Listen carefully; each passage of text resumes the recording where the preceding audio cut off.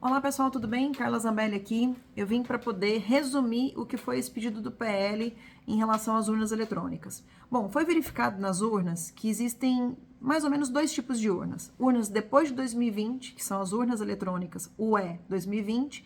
Existe um outro tipo antes de 2020, que são de 2009, 2010, 2011, 13, 15, enfim. São vários tipos de urna. Nessas urnas anteriores a 2020, observou-se que o log delas é igual em todas as urnas. E são muitas urnas, hein? Para você ter uma ideia, as de 2020 são 193 mil urnas e as de 2009 a 2015 são 279 mil urnas, ou seja, quase 60% do total. Nessas urnas, simplesmente existe a quarta coluna, que é do log, que apresenta uma falha. E nessa coluna, o log é sempre repetido o mesmo log. Um log super estranho. Vamos lá, o número 67, 30, 59, 85. Isso é repetido em todos os logs de todas essas urnas. Só que você tem que ter três dados das urnas. Você tem que ter o log, você tem que ter o boletim de urna, que é aquele número que vocês conhecem já, é o boletim de urna, e o registro digital do voto. Se você conseguir linkar o log, o registro digital do voto com o boletim de urna, pá, você tem a auditoria do voto e pronto. Só que, além de você ter um log único para todas as urnas anteriores a 2020, que isso já é um caos, você não consegue verificar nada, é como imagina se todos os carros da sua cidade, ou 60% deles, tivessem a mesma placa. Inclusive, esse exemplo foi dado pelo Gustavo Gayer. Como é que você vai multar uma pessoa se a placa é exatamente igual a de outras pessoas? Não dá, né? Tem que ter número diferente.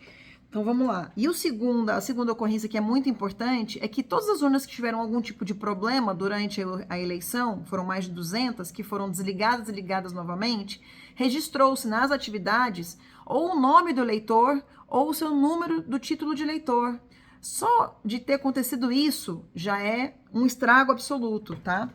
E aí existe uma resolução do Tribunal Superior Eleitoral que diz o seguinte, é a resolução 23.673. As entidades verificadoras poderão solicitar verificação extraordinária após o pleito, desde que sejam relatados fatos e apresentados indícios e circunstâncias que a justifiquem. Bom, tem vários fatos aí, vários indícios que justificam, né? E até quando pode ser solicitado isso, Carla? Bom, segundo uma outra resolução, 23.669 de 2021, as urnas têm que ficar lacradas até dia 10/1 de 23, ou seja, até o dia 10 de janeiro. A data limite para pedir essa resolução aqui, essa verificação extraordinária, é 5 dias antes, segundo o parágrafo 1º do artigo 51 dessa resolução.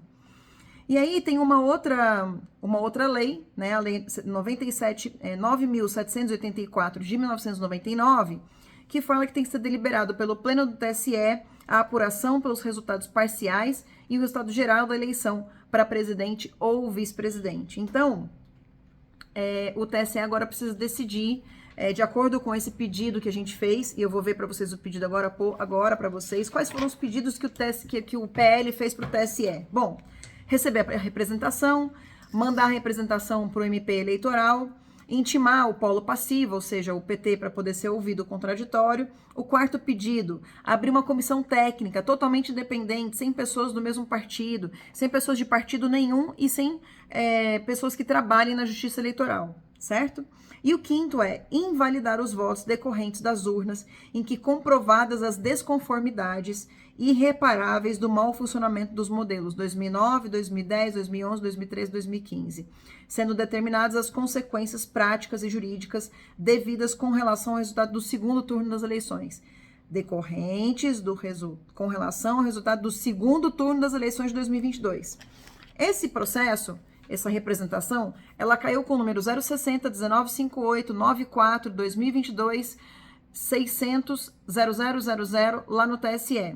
O colegiado do TSE com o órgão julgador pela Carmen Lúcia, ou seja, ela foi destacada, deve ter sido sorteio, né? Normalmente é assim que funciona. A Carmen Lúcia é a julgadora do caso e o assunto, apuração, totalização de votos. Minutos depois de termos feito da entrada com a representação e ter feito a coletiva de imprensa do PL, o ministro Alexandre de Moraes, suprimindo uma instância, ou seja, ele é presidente do TSE, ele suprimiu a relatoria, ele simplesmente deletou a relatora do processo e ele violou o princípio do juiz natural ampliando o pedido e determinando que, por exemplo, uma coisa que a parte não pediu, que é determinar a questão do primeiro turno.